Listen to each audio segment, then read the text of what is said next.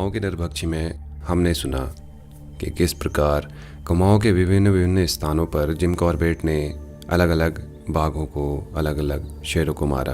कुमाऊं में नरभक्षी के मारे जाने के अद्भुत किस्सों के बाद अब चलते हैं गढ़वाल की ओर। अब हम शुरू करने जा रहे हैं रुद्रप्रयाग का आदमखोर, जो एक बार फिर से मशहूर शिकारी जिम कॉर्बेट द्वारा लिखी गई है और बहुत प्रसिद्ध, बहुत प्रचलित और बहुत आतंकित कर देने वाली कहानियाँ इस किताब में हैं। तो एक बार फिर से शुरू करते हैं उस श्रृंखला को जिसमें हम आदमखोर बाघों की कहानियाँ और उनके निपटारे की सारी रणनीतियों को बहुत गौर से देखेंगे, बहुत नज़दीक से देखेंगे। पहले भाग में जिम कॉर्बेट ने एक बहुत अच्छा प्लॉट बनाया है जिसमें वह आपको हरिद्वार से केदारनाथ तक की यात्रा का अनुभव करवाएंगे। और वह अनुभव इसलिए करा रहे हैं क्योंकि आने वाली कहानियों में उन स्थानों का जिक्र होगा और जिन्हें समझने में आसानी हो, इसलिए उनका उल्लेख बहुत अच्छे से किया गया है। जिम कॉर्बेट इतने अच्छे लेखक थे कि आपको महसूस होगा कि आप उस जगह पर खड़े हैं जहाँ की वह बातें कर रहे हैं।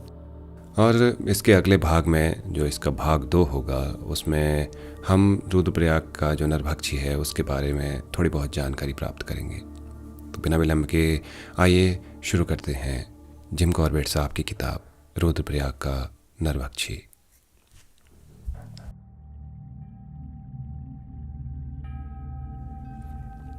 रुद्रप्रयाग का आदमखोर बाघ। भाग 1, यात्रा मार्ग। यूँ समझिए, भारत में धूप से सुलझते मैदानी इलाकों के हिंदू तभी सही मायने में अपने धर्म का निर्वाह करते हैं जब वे प्राचीन तीर्थ केदारनाथ और बद्रीनाथ मंदिरों की यात्रा कराएं। तीर्थ यात्रा के सभी पुण्य प्राप्त करने के लिए यह आवश्यक है कि सही मार्ग अपनाया जाए और यह मार्ग आरंभ होता है हरिद्वार से केदारनाथ और फिर केदारनाथ से पहाड़ी यात्रा जारी रखते हुए बद्रीनाथ। यात्रा नंगे पांव होनी चाहिए। हरिद्वार में हर की पौड़ी में डुबकी लगा पवित्र हो जाने के बाद विभिन्न मठ मंदिरों में दर्शन करते, दान पात्रों में शक्ति पर धेला टका डालने के उपरांत आपको हर की पौड़ी कुंड के ऊपर तंग मार्ग पर पंक्तिबंद कुष्ठ रोगी दिखाई देंगे। इनके टुंडे मावत भरे हाथों में एक आध सिक्का इस तरह उछालना होता है कि ये उसे थाम लें। ऐसा न करने पर यह आपको पाप चढ़ाएंगे। ये भले ही अभागे हों, लेकिन इनकी गुदड़ी में या उस गुफा में जिसे अपना घर बताते हैं इतना धन होगा कि आप सपने में भी नहीं सोच सकते। इनकी बद्दुआओं से आप बच सकते हैं और बचने के लिए आपको केवल कुछ तांबे के सिक्के देने होंगे। इस तरह आपने वे सब धार्मिक अनुष्ठान पूरे कर लिए हैं जो एक अच्छे हिंदू को करने चाहिए और अब आप अपनी लंबी व कठिन यात्रा पर आगे बढ़ सकते हैं। हरिद्वार से आगे बढ़ने के बाद आपको आपकी रुचि की पहली जगह मिलेगी ऋषिकेश। यहाँ सबसे पहले आपका परिचय काली कमली वाला संस्था से होगा। यह नाम इसलिए पड़ा कि इसका संस्थापक काला कंबल पहना करता था और उनके कुछ शिष्य अब भी वैसे ही वस्त्र पहनते हैं। इसे वे अनसिले या ढीले गोल लबादे की तरह पहनते हैं और कमर पर बकरे की ऊन का धागा बांधे रहते हैं। पूरे गढ़वाल में इन्हें इनके अच्छे कार्यों के लिए जाना जाता है। मैं नहीं समझता कि इतनी ज़्यादा जानी पहचानी कोई और धार्मिक संस्था आपको यात्रा के दौरान मिलेगी।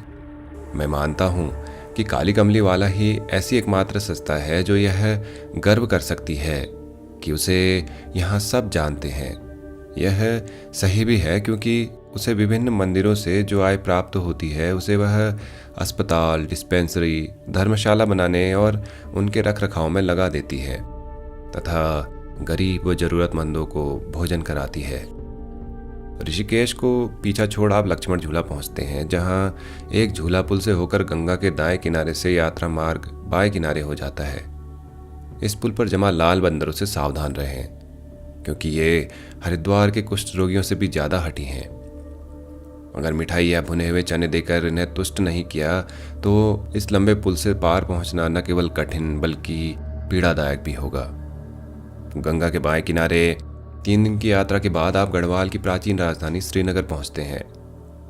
यह ऐतिहासिक, धार्मिक और व्यापारिक केंद्र तथा ऊंची पहाड़ियों के बीच खुली घाटी में बसा सुंदर नगर है। 2 विश्व युद्धों में अद्भुत शौर्य प्रदर्शित करने वाले गढ़वाली सैनिकों के पूर्वज वर्ष 1805 में इसी श्रीनगर में गोरखा आक्रमणकारियों के खिलाफ असफल युद्ध लड़ चुके हैं। गढ़वाल के लोगों को आज भी बहुत दुख है कि वर्ष 1898 में गौनाताल के टूट जाने से अलकनंदा में आई बाढ़ से उनका पुराना श्रीनगर राजमहल और अन्य इमारतों के साथ पूरे का पूरा बह गया। गौनाताल बांध गंगा की शाखा विरही गंगा में हुए भूस्खलन के कारण बना था, जो तलहटी में 11,000 फुट चौड़ा तथा शीर्ष पर 2,000 फुट चौड़ा और 900 फुट गहरा था। इस ताल के फूटने पर 6 घंटे से भी कम समय में 10 अरब घन फुट पानी बहा। बांध टूटने का समय इतना सही था कि हालांकि हरिद्वार तक हर पुल और उसके आसपास की बस्तियां बह गई, लेकिन जनहानि के नाम पर केवल एक ही परिवार बहा, और वह भी तब जब इस परिवार को सुरक्षित जगह पर पहुंचाने के बावजूद वह फिर खतरे वाले क्षेत्र में वापस चला गया था। श्रीनगर से शांति खाल तक आपको खड़ी चढ़ाई पार करनी होगी, लेकिन यह चढ़ाई बुरी नहीं लगेगी, क्योंकि आप गंगा घाटी और केदारनाथ के ऊपर विद्यमान शाश्वत बर्फ की छटा का अवलोकन करते आगे बढ़ेंगे। शांतिकाल से एक दिन पैदल चलकर आप अपने सामने पाते हैं गुलाब राय। गुलाब राय एक चट्टी है जहां घास फूस की छत वाली धर्मशालाएं हैं, पत्थरों की छत वाला एक कमरा और पानी का धारा भी यहाँ है। यह बड़ा धारा है जिसमें पहाड़ी के अंदर समाया स्वच्छ पानी चीड़ की जड़ों से होता हुआ निकलता है और गर्मियों भर उपलब्ध रहता है। अन्य मौसमों में यह पानी सीमा तोड़ चट्टान पर काई और जलकुंभियों से होता हुआ चलता है। यात्री छप्पर से 100 गज आगे सड़क के दाएं तरफ आम का पेड़ है। यह पेड़ और इससे ऊपर वाला 2 मंजिला मकान मेरी इस कहानी में बहुत महत्व के हैं। इस मकान और गुलाब राय के यात्री छप्पर या धर्मशाला का मालिक एक पंडित है, जहाँ से अब कई दिन की लंबी यात्रा के बाद ही आपको समतल जमीन के दर्शन हो पाएंगे। वह आखिरी समतल जगह गुलाब राय है। यहाँ से 2 मील आगे चलकर आप रुद्रप्रयाग पहुँचते हैं। रुद्रप्रयाग से मेरे यात्री दोस्त मुझसे अलग होकर अलकनंदा पार करते हैं और मंदाकिनी के बाएं किनारे चलते केदारनाथ की ओर बढ़ते हैं, जबकि मेरा रास्ता इसी पहाड़ी से नैनीताल को चला जाता है। आपके सामने जो सड़क है उस पर आप जैसे लाखों तीर्थयात्री चल चुके हैं। रास्ता खड़ी चढ़ाई वाला और उबड़ खाबड़ है, और अगर आपको समुद्र सतह से ज़्यादा ऊंचाई पर सांस लेने का मौका नहीं मिला या आप अपने मकान की छत से ज़्यादा ऊंचाई पर नहीं चढ़े, वह आपके पांव धसकती रेत से ज़्यादा कठोर ज़मीन पर नहीं चले हैं, तो आपको यहाँ बहुत कष्ट होगा। कितने ही ऐसे मौके आएंगे जब पहाड़ी पर चढ़ते आप सांस लेने के लिए संघर्ष कर रहे होंगे।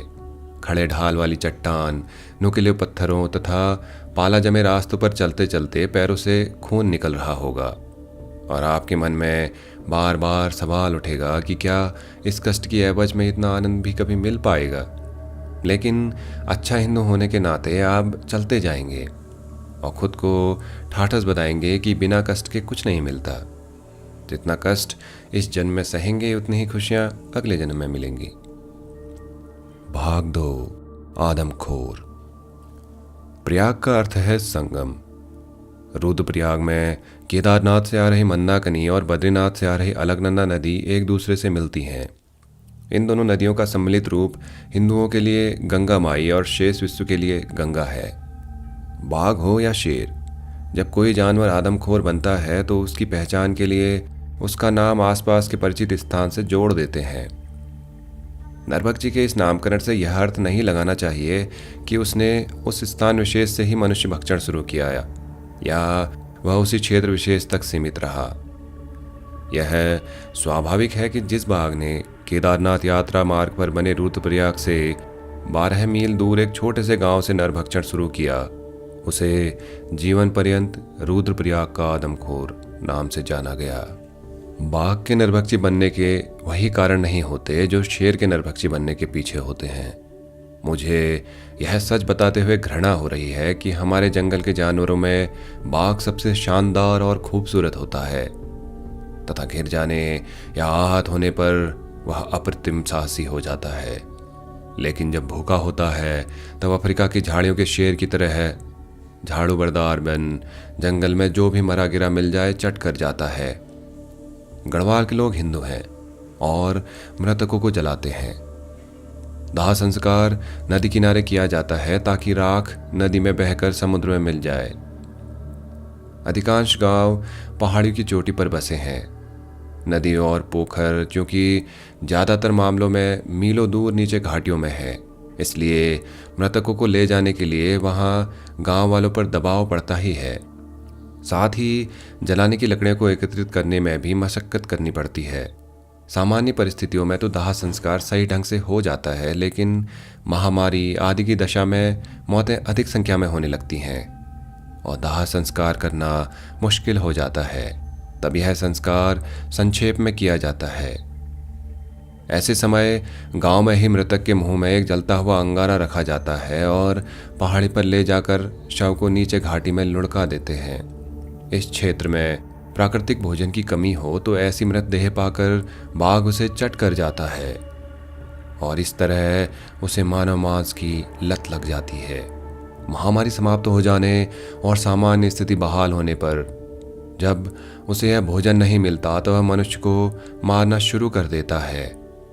वर्ष 1918 में देश में जो इन्फ्लुएंजा महामारी फैली और लाखों लोग उसमें मरे, तो गढ़वाल में भी कम दबाई नहीं हुई।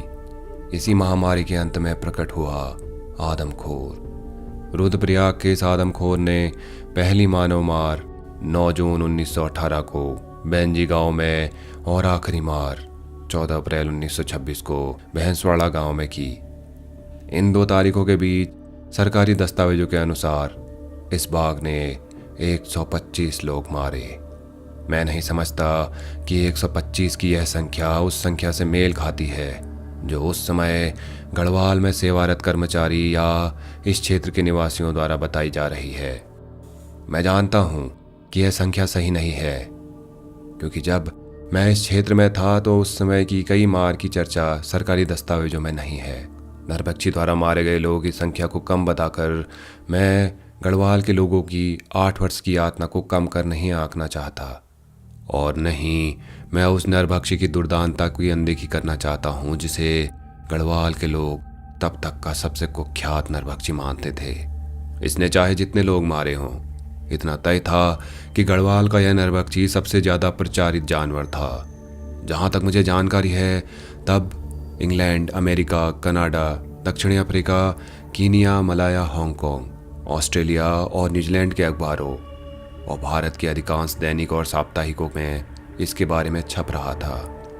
अखबारी प्रचार के अलावा हर साल केदारनाथ और बद्रीनाथ आने वाले 60,000 यात्रियों के माध्यम से नरभक्षी के किस्से भारत के कोने कोने में पहुंच रहे थे। नरभक्षी द्वारा मारे गए व्यक्ति के बारे में सूचना दर्ज करने का जो तरीका सरकार ने निर्धारित किया था वह यह था कि मृत व्यक्ति का रिश्तेदार या मित्र हत्या होने के बाद यथाशीघ्र गांव के पटवारी को सूचित करेगा। रिपोर्ट मिलने पर पटवारी घटना स्थल पर जाएगा और अगर उसके पहुंचने से पहले ही मृतदेह बरामद न हुई तो खोज दल का गठन करेगा तथा उसकी सहायता से शव को बरामद करेगा। अगर बरामदगी उसके पहुंचने से पहले हो चुकी है या खोज दल उसे बरामद करता है तो पटवारी उसी स्थान पर जांच करेगा और संतुष्ट हो जाने पर कि मृतक को नरभक्षी ने ही मारा है और वह अन्य तरह की हत्या का मामला नहीं है तो पटवारी मृतक के रिश्तेदारों को मृतक की जाति धर्म के अनुसार दाह संस्कार या दफनाने की अनुमति देगा। मार के बारे में जानकारी उसके रजिस्टर में दर्ज की जाएगी और पूरा ब्यौरा वह जिले के प्रशासनिक प्रमुख डिप्टी कमिश्नर को प्रस्तुत करेगा, जिसे डिप्टी कमिश्नर के दफ्तर में रखे रजिस्टर में दर्ज किया जाएगा। अगर मृतक की देह या अंग न मिले, जैसे कि नरभक्षी की आदत होती है कि वह शिकार को बहुत दूर तक घसीट ले जाता है, तो और आगे जांच की जाती है और मृतक का नाम आदमखोर द्वारा मारे गए लोगों के रजिस्टर में दर्ज नहीं होता। जब नरभक्षी के हमले में कोई व्यक्ति घायल होकर बाद में उसकी मृत्यु होती है तो उसे भी नरभक्षी द्वारा मारा गया दर्ज नहीं किया जाता। इस प्रकार स्पष्ट है कि हालांकि मार को दर्ज करने का यह प्रणाली यथासंभव अच्छी है, फिर भी इस बात की काफ़ी गुंजाइश रह जाती है कि इस असामान्य जानवर द्वारा मारे गए लोगों की संख्या उससे कहीं ज़्यादा हो जो रजिस्टर में दर्ज है। इस बात की आशंका तब और बढ़ जाती है जब मार कई वर्षों तक होती रहती है।